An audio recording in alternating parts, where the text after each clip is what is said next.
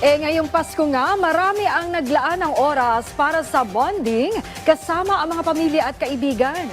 Saan-saan nga ba pwedeng mag-bonding ngayong Kapaskuhan ng inyong pamilya? Alamin natin yan sa ulat ni Bernard Ferrer.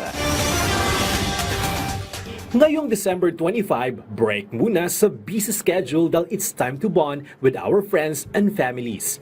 Kasama sa binisita ng mga pamilya ngayong araw ang Intramuros sa Manila, na nagtatambok na makasaysayang lugar tulad ng Fort Santiago, San Agustin Church at Manila Cathedral.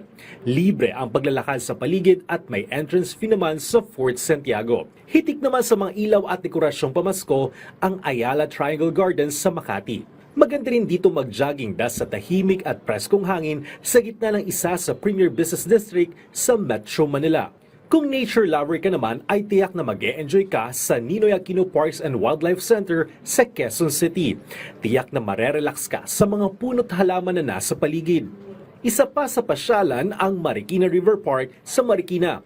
Dahil open area ito, pwedeng mag-jogging, cycling at mag-picnic.